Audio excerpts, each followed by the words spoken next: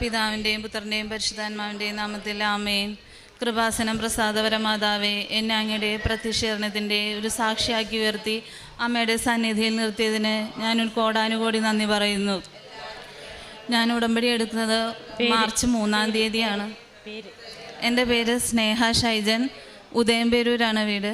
ഞാൻ ഉടമ്പടി എടുത്തത് മാർച്ച് 3-ാം തീയതി 2024 1-ാം തീയതി ഞാനിവിടെ അമ്മയുടെ സന്നിധിയിൽ വന്ന് പ്രാർത്ഥിച്ചായിരുന്നു. എൻ്റെ ഭർത്താവിൻ്റെ അമ്മയ്ക്ക് മെൻ്റൽ ഡിസോർഡറാണ്. പുള്ളിക്കാരത്തെയും ഒരു മെൻ്റൽ ഹോസ്പിറ്റലിൽ അഡ്മിറ്റ് ചെയ്ത് ട്രീറ്റ് ചെയ്യേണ്ട ഒരു അവസ്ഥയിലായിരുന്നു. ഒക്ടോബർ 2023-ാം തീയതി മുതൽ അസുഖമാണ്. അതായത് എൻ്റെ കുഞ്ഞുങ്ങളെയൊക്കെ ഉപദ്രവിക്കും, എന്നെ ഉപദ്രവിക്കും, അച്ഛനെ ഉപദ്രവിക്കും. അങ്ങനെ മാനസികമായിട്ട് വളരെ വളരെ ഒരു ബുദ്ധിമുട്ടിലായിരുന്നു ഞങ്ങൾ. ഹോസ്പിറ്റലിൽ നിന്നും കൊണ്ട് അഡ്മിറ്റ് ചെയ്യാനുള്ളൊരു സാഹചര്യം ഞങ്ങൾക്ക് ഇല്ലാത്തതുകൊണ്ട് നമ്മളതൊക്കെ സഹിച്ച് മരുന്ന് കൊടുത്ത് അങ്ങനെ കരുതിക്കൊണ്ട് പോരുമായിരുന്നു. അത് ഒക്ടോബർ 2023 മുതൽ തുടങ്ങി. ജനുവരി 2024 എൻ്റെ ഹസ്ബൻഡിന് ഒരു കേസുമായിട്ട് ബന്ധപ്പെട്ട് പുള്ളിക്കാരൻ ജയിലിലായി. ഇവിടെ ആലപ്പുഴ സബ് ജയിലായിരുന്നു. അപ്പോൾ ഞാനിതിലാണ് പോകുന്നത് കാണാൻ വേണ്ടിയിട്ട്. അങ്ങനെ തിരിച്ചു വരുന്ന വഴി ഇവിടെ എല്ലാവരും വന്ന് എല്ലാ അനുഗ്രഹങ്ങളും നേടി പോകുന്നുണ്ടല്ലോ അമ്മേ. അങ്ങനെ ഞാനിവിടെ ഇറങ്ങി. എറണാകുളത്തിന് ടിക്കറ്റ് എടുത്ത ഞാനാണ്. പക്ഷേ ഇവിടെ ബസ് ഇറങ്ങിയിട്ട് അവിടെ നിന്ന് മെഴുകുതിരി കത്തിച്ച് പ്രാർത്ഥിച്ചു. ഇവിടെ മുമ്പിൽ അകത്തേക്ക് കയറിയില്ല, അവിടെ മുമ്പിൽ നിന്ന് ഞാൻ മെഴുകുതിരി കത്തിച്ച് പ്രാർത്ഥിച്ച്, എൻ്റെ മാതാവേ, എനിക്ക് സമാധാനമില്ല ഒന്നിലും. എന്നെ അറിയുന്നവർക്കറിയാം എൻ്റെ പ്രശ്നങ്ങൾ എന്തൊക്കെയാണെന്ന്. അപ്പോൾ എൻ്റെ മോള് 2018 എൻ്റെ മൂത്ത മോള് മരിച്ചതാണ്. അപ്പം അന്ന് ഞാൻ അമ്മനോട് പറഞ്ഞ്, അന്ന് പോലും ഞാൻ അമ്മനോട് പരാതി പറഞ്ഞ് സങ്കടം പറഞ്ഞ് ഞാൻ കരഞ്ഞിട്ടില്ല.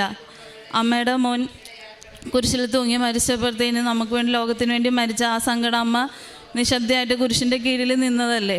എനിക്ക് വേറെ 2 മക്കളുണ്ടല്ലോ എൻ്റെ താഴെ. അങ്ങനെ ഞാൻ പറഞ്ഞുള്ളൂ. ഒരു പരാതി ഞാൻ എൻ്റെ അമ്മനോട് ഞാൻ പറഞ്ഞിട്ടില്ല ഞാൻ. എന്നിട്ടും എന്താ അമ്മ, എനിക്ക് വീട്ടിൽ പോലും എനിക്ക് നിൽക്കാൻ പറ്റുന്നില്ല. കുഞ്ഞുങ്ങളെ നോക്കണം. ആൾക്കാർ പരിഹാസത്തോടെ, അതായത് അറിയാമല്ലോ, ഭർത്താവരിപ്പോൾ കേസിൽ പെട്ടകത്ത് കിടക്കുമ്പോഴത്തേനും എൻ്റെ സിറ്റുവേഷൻ എന്താണെന്ന് എല്ലാവർക്കും അറിയാൻ പറ്റും. അപ്പോൾ അതൊന്നും ഞാൻ നിന്ദനങ്ങളൊന്നും ഞാൻ ഏറ്റെടുത്തിട്ടില്ല. അതൊക്കെ ഞാൻ എൻ്റെ ഈശോന് കുരിശിനെ സമർപ്പിച്ച് ഞാൻ അപ്പോഴും ഞാൻ പ്രാർത്ഥിക്കുമായിരുന്നു, എനിക്ക് എല്ലാത്തിനുള്ള ശക്തി തന്നെയെന്ന്. ഇവിടെ മെഴുകുതിരി കത്തിച്ച് പ്രാർത്ഥിച്ച് അകത്ത് വന്ന് എല്ലാം കണ്ട് എല്ലാ മാതാവിനും ഞാൻ സമർപ്പിച്ച് പ്രാർത്ഥിച്ച് ഇവിടുന്ന് റോഡ് ക്രോസ് ചെയ്ത് ബസ് കയറാൻ നേരം ഞാൻ കയറുന്നതിന് മുന്നേ എൻ്റെ മോളെ ഞാൻ വിളിച്ച്. എന്താണെന്ന് വെച്ചാൽ പേടിയാണ്, പിള്ളേരൊക്കെ ഉപദ്രവിക്കുമായിരുന്നു. അപ്പോൾ അത് കാരണം അവിടുത്തെ അവസ്ഥ എന്താണെന്ന് അറിയാൻ വേണ്ടിയിട്ട് ഞാൻ മോളെ വിളിച്ചപ്പോഴത്തേനും അവൾ പറഞ്ഞ്, അമ്മ, ഞാൻ അമ്മനെ വിളിക്കാനിരിക്കുമായിരുന്നു. ഇത് അമ്മാമ്മ നമ്മുടെ പണ്ടത്തെ കാര്യങ്ങളൊക്കെ പറയുന്നുണ്ട്, ചേച്ചി മരിച്ചുപോയ കാര്യം പറയുന്നുണ്ട്, ഇതെല്ലാം പറഞ്ഞ് ഞങ്ങളോടൊക്കെ ഭയങ്കര സ്നേഹമാണ്, ഉപദ്രവിക്കണില്ല. അപ്പം ഞാനിവിടെ ഇറങ്ങി ഇവിടെ നിന്ന് മെഴുകുതിരി കത്തിച്ചപ്പോൾ തന്നെ എൻ്റെ അമ്മേൻ്റെ വീട്ടിൽ ചെന്ന് എൻ്റെ അമ്മനെ സുഖപ്പെടുത്തിയതാണത്. അത് മെൻ്റലെന്ന് പറഞ്ഞാൽ നമുക്കത് പറയാൻ പറ്റില്ല. ഉപദ്രവം എന്ന് പറഞ്ഞാൽ അച്ഛനെ ഉപദ്രവിക്കും, ഞാൻ ഭക്ഷണം കൊടുക്കുമ്പോൾ എൻ്റെ കൈക്കിട്ടാണെങ്കിലും കടിക്കും, അങ്ങനെയൊക്കെയുള്ള ഉപദ്രവങ്ങളായിരുന്നു. ഇപ്പോൾ പൂർണ്ണമായിട്ടും അത് അമ്മ മാറി. മാതാവ് എനിക്കത് മാറ്റി തന്നു. എൻ്റെ കുടുംബത്തിൽ സമാധാനമുണ്ട്. പിന്നെ അമ്മ ഇപ്പോൾ ഇവിടെ ഇരുന്ന് നമ്മുടെ പ്രാർത്ഥനകളും എല്ലാം അമ്മ ചെല്ലും. അങ്ങനെ അത് കഴിഞ്ഞ് പിന്നെ ഏപ്രിൽ മാസം, ഉടമ്പടി എടുത്തത് ഞാൻ മാർച്ചിലാണ്. ഏപ്രിൽ മാസം എൻ്റെ അച്ഛൻ, 80 വയസ്സുണ്ട് അച്ഛന്. അച്ഛൻ ഒന്ന് വീണ് നട്ടലിന് പൊട്ടലുണ്ടായിട്ട് കിടപ്പായിരുന്നു വീട്ടിൽ. ഹോസ്പിറ്റലിലൊന്നും കൊണ്ടുപോയിട്ടില്ല. അച്ഛൻ പറഞ്ഞു, വേണ്ട മോനെ, നമുക്ക് പിന്നെ പോവാമെന്ന് പറഞ്ഞ്. അത് കഴിഞ്ഞ് 2-3 ദിവസം കഴിഞ്ഞപ്പോഴത്തേക്കും അപ്പോഴും ഞാൻ ഉടമ്പടി തൈലം പരട്ടി പ്രാർത്ഥിക്കുമായിരുന്നു. ഇല്ല, ഒന്നും വരില്ല അച്ഛാ, പൊട്ടലൊന്നും ഉണ്ടാവില്ല, മാതാവ് നമ്മളെ കൈവിടില്ലെന്ന് പറഞ്ഞ്. അങ്ങനെ അച്ഛനും വിശ്വാസമാണ്. അങ്ങനെ പിന്നെ ഹോസ്പിറ്റലിൽ പോയി എക്സ്റേ എടുത്ത് നോക്കിയപ്പോഴത്തേനും ചെറിയൊരു ലൈൻ മാത്രമേ ഉണ്ടായിരുന്നുള്ളൂ. അതും എൻ്റെ അമ്മ എന്നെ അനുഗ്രഹിച്ചതാണ്. അതല്ലെങ്കിൽ ഇപ്പോഴത്തെ അവസ്ഥയിൽ എൻ്റെ മക്കൾ കുഞ്ഞുങ്ങളാണ്, ഹസ്ബൻഡില്ല വീട്ടിൽ. അമ്മയ്ക്കാണെങ്കിൽ അങ്ങനെ ഒരു അസുഖം കഴിഞ്ഞ് സുഖമായി വന്നോളൂ. മാതാവാണ് സുഖപ്പെടുത്തിയത്. അപ്പം ഞാൻ എന്ത് ചെയ്യും? അച്ഛനെ ആണെങ്കിൽ ഹോസ്പിറ്റലിൽ കിടത്തിയാൽ ഞാൻ എന്ത് ചെയ്യും? എനിക്കറിയില്ല. എന്നിട്ട് അച്ഛൻ അത് കുഴപ്പമൊന്നുമില്ല. 2-3 ആഴ്ച കഴിഞ്ഞപ്പോഴത്തേനും അച്ഛൻ സാധാരണഗതിയിൽ നടക്കാൻ തുടങ്ങി. ഇപ്പം അച്ഛൻ എല്ലാം ചെയ്യും വീട്ടിൽ. എനിക്കെല്ലാം ഭയങ്കര സഹായമാണ് അച്ഛൻ. ഇപ്പം ഞാനിങ്ങോട്ട് പോന്നപ്പോഴാണെങ്കിലും പിള്ളേരെയും അമ്മേനെയൊക്കെ അച്ഛനെ ഏൽപ്പിച്ചിട്ടാണ് ഞാൻ പോകുന്നത്. അങ്ങനെ ഒരു അനുഗ്രഹം മാതാവ് എനിക്ക് തന്ന്. പിന്നെ അത് കഴിഞ്ഞിട്ട് മെയ് 12-ാം തീയതിയാണ് ഞങ്ങൾക്ക് 2 കാറുണ്ടായിരുന്നു, ടാക്സി കാറ്. ഒരെണ്ണം എൻ്റെ ഹസ്ബൻഡ് ഓടിക്കുമായിരുന്നു, ഒരെണ്ണം എടുത്തിട്ട് അധികം ആയില്ല. ഒക്ടോബർ മാസത്തിൽ ഞങ്ങൾ എടുത്തത്. അപ്പോൾ അത് ഡ്രൈവറിനെ വെച്ച് ഓടിപ്പിക്കുമായിരുന്നു. അപ്പോൾ ഹസ്ബൻഡ് ഇങ്ങനെ പോയപ്പോഴത്തേനും 2 ഡ്രൈവർമാരെ വെച്ച് ഓടിപ്പിച്ച് അതിലൊരു വണ്ടി മെയ് 12-ാം തീയതി ആക്സിഡൻ്റ് ആയത്, ഞായറാഴ്ചയായിരുന്നു. ഞാൻ എല്ലാ ദിവസവും പള്ളിയിൽ പോകും. ഈശോനെ എനിക്ക് സ്വീകരിക്കാൻ പറ്റിയില്ലെങ്കിലും എന്താണെങ്കിലും വിശുദ്ധ കുർബാനയുടെ മഹത്വവും ഇതെല്ലാം എനിക്കിപ്പോൾ മനസ്സിലാവുന്നുണ്ട്. എനിക്കൊരു ദിവസം പള്ളിയിൽ പോകാൻ പറ്റിയില്ലെങ്കിൽ, എന്തോ ഭക്ഷണം കഴിച്ചില്ലെങ്കിലോ അല്ലെങ്കിൽ വേറെ ഒന്നും ചെയ്തില്ലെങ്കിലും എനിക്ക് അത്രയും വിഷമമില്ല. പക്ഷെ ഞാൻ ഇപ്പോൾ എല്ലാ ദിവസവും മുടങ്ങാതെ ഞാൻ കുർബാന കാണും. അപ്പോൾ അന്ന് ഞായറാഴ്ച രാവിലെ വെളുപ്പിന് 1:30-ക്കാണ് എനിക്ക് ഫോൺ വന്നത്. നിങ്ങളുടെ വണ്ടി ആക്സിഡൻ്റായി, ഡ്രൈവർ ഓൺ ദ സ്പോട്ടിൽ മരിച്ച്, നിങ്ങളുടനെ ഇവിടെ എത്തണം, സ്പോട്ടിലെത്തണം. ഞാൻ പറഞ്ഞു, എൻ്റെ മാതാവേ ഞാൻ എന്ത് ചെയ്യും? കുഞ്ഞുങ്ങൾ കിടന്നുറങ്ങണ്, അച്ഛനാണെങ്കിൽ നടന്നിട്ടില്ല, ആയി വന്നോളൂ. ഇവരെ ഇട്ടിട്ട് ഞാൻ രാത്രി എങ്ങനെ പോകുമെന്ന് പറഞ്ഞപ്പോൾ മാതാവ് നമുക്ക് ഓരോരുത്തരെ കൊണ്ട് തരും എന്ന് പറഞ്ഞ പോലെ നമ്മുടെ വീടിൻ്റെ അടുത്തുള്ളൊരു പയ്യനെ ഞാൻ ഫോൺ വിളിച്ച്. അപ്പോൾ ഷിജി പറഞ്ഞു, ചേച്ചി വിഷമിക്കണ്ട, ഞാൻ പൊക്കോളാം ചേച്ചി ഈ രാത്രി എവിടെ പോകാനാന്ന് പറഞ്ഞിട്ട് ഷിജി തന്നെ എല്ലാ കാര്യങ്ങളും ചെയ്ത്, പുള്ളി എല്ലാം അതിനുമായിട്ടുള്ള ബന്ധപ്പെട്ട എല്ലാ കാര്യങ്ങളും, ഒരു കാര്യത്തിനും എനിക്ക് ഓടേണ്ടി വന്നില്ല. അതും എനിക്ക് എൻ്റെ മാതാവ് തന്ന വലിയ അനുഗ്രഹമാണ്. എല്ലാവരും വിചാരിക്കും അതിപ്പോൾ ഒരു കാര്യം ചെന്ന് ചെയ്താൽ, അങ്ങനെയല്ല. എൻ്റെ ആ വീട്ടിലത്തെ ഇപ്പോഴത്തെ സിറ്റുവേഷനിൽ എനിക്ക് വീട്ടിൽ നിന്ന് മാറി നിൽക്കാൻ പറ്റാത്തൊരു സിറ്റുവേഷനാണ്. അതും മാതാവ് എന്നെ അനുഗ്രഹിച്ച്. പിന്നെ ജൂൺ മാസം എനിക്ക് ബ്ലീഡിങ് വന്നിട്ട് നിൽക്കുന്നുണ്ടായിരുന്നില്ല. സാധാരണ എപ്പോഴും എന്നെ പോലെ എനിക്ക് വന്ന ഇതാണ്. പക്ഷേ 4-ാമത്തെ ദിവസം ആയപ്പോഴത്തേനും ബ്ലീഡിങ് തുടങ്ങിയിട്ട് എനിക്ക് അറിയില്ല, ഇങ്ങനെ ഒഴുകിക്കൊണ്ടിരിക്കുമായിരുന്നു. അപ്പോഴും ഞാൻ മാതാവിൻ്റെ ഉടമ്പടി തൈലോടുത്ത് പോയിട്ട് ഞാൻ പ്രാർത്ഥിച്ച്, മാതാവേ ഹോസ്പിറ്റലിലാണെങ്കിലും എവിടെയാണെങ്കിലും പോകാൻ കൂടെ വരാനോ കൂടെ നിൽക്കാനോ പൈസയ്ക്കോ എല്ലാത്തിനും എനിക്ക് ബുദ്ധിമുട്ടാണ്. എൻ്റെ മാതാവ് ഇതൊന്നും കാണുന്നില്ലേന്ന് ഞാൻ മാതാവിനോട് ചോദിച്ചു. അങ്ങനെ പറഞ്ഞപ്പോൾ ഞാൻ ഒരു ക്ലിനിക്കിലാണ് വർക്ക് ചെയ്യണത്. അപ്പോൾ ഡോക്ടർ പറഞ്ഞ, സ്നേഹം മരുന്നൊന്നും കഴിക്കണ്ട, നമുക്ക് നോർമൽ 7 ദിവസം നോക്കാം, 7 ദിവസം കഴിഞ്ഞിട്ട് മാറിയില്ലെങ്കിൽ നമുക്ക് എന്തെങ്കിലും ചെയ്യാമെന്ന് പറഞ്ഞു.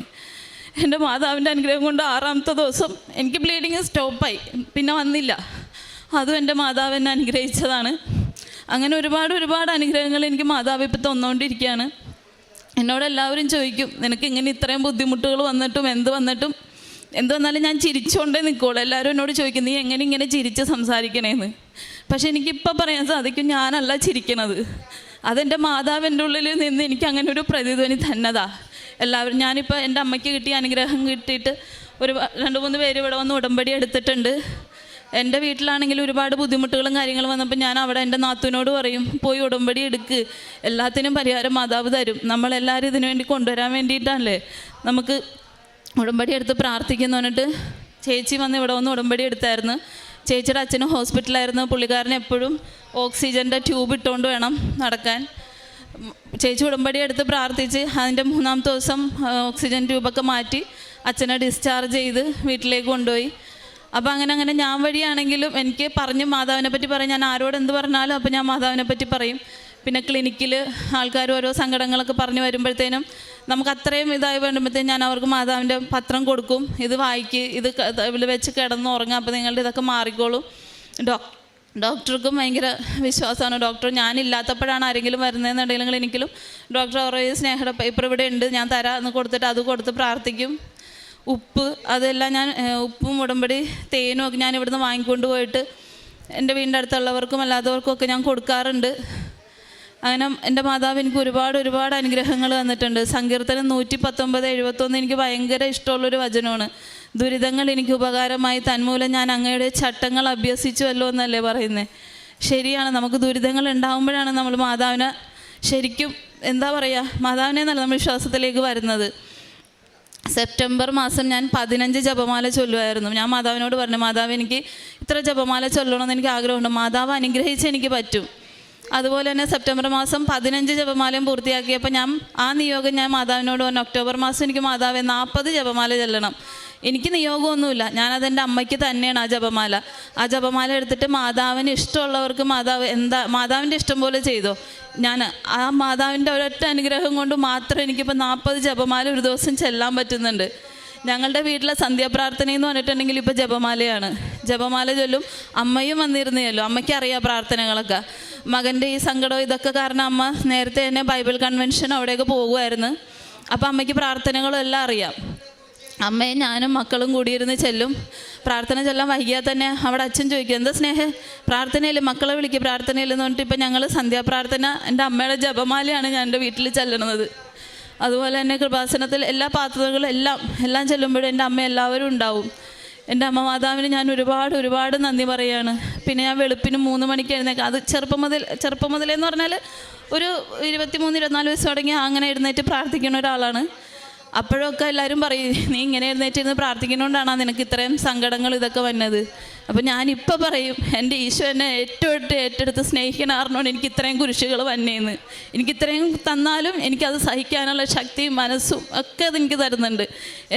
എൻ്റെ വീടിൻ്റെ അടുത്തുള്ളവർക്ക് എല്ലാവർക്കും അറിയാം ഞാൻ എന്തോരം അനുഭവിക്കുന്നുണ്ടെന്നും എല്ലാം. പക്ഷെ അതെല്ലാം എൻ്റെ കഴിവുകൊണ്ടല്ല, എൻ്റെ മാതാവും എൻ്റെ ഈശോയും ഔസപിതാവും കൂടി എൻ്റെ കുടുംബത്തിന് താങ്ങി നിർത്തണേന്. ഇപ്പം നിയോഗം വെച്ചേക്കുന്നത് ഞാൻ നസറത്തിലെ തിരുക്കുടുംബം പോലെ ഞങ്ങളുടെ കുടുംബത്തെ ആക്കി തരണേ. അങ്ങനെ ആ ഒരൊറ്റ നിയോഗം മാത്രമാണ് ഞാൻ വെച്ചിരിക്കുന്നത്. കാരുണ്യ പ്രവർത്തികൾ എൻ്റെ മോള് 2018 മരിച്ചത്, 11ാമത്തെ വയസ്സിൽ. അന്ന് മുതൽ ഞങ്ങളുടെ വീടിൻ്റെ അടുത്തുള്ളൊരു പരിപാലന ഭവൻ ഓൾഡ് ഏജ് ഹോം ഉണ്ട്. അവിടെ ഞാൻ ഭക്ഷണം കൊടുക്കും എല്ലാ മാസം ഞങ്ങളുടെ കഴിവിനനുസരിച്ച്. അത്ര ആ ഒരു ഓഹരി എനിക്ക് കിട്ടുന്നതിൻ്റെ ഒരു 10% ഓഹരി ഞാൻ എപ്പോഴും കൊടുക്കാറുണ്ട്. പിന്നെ അവിടെ അടുത്ത് തന്നെ ആയുർവേദ ഹോസ്പിറ്റലുണ്ട്, പുതിയവാവ് മെഡിക്കൽ കോളേജ്.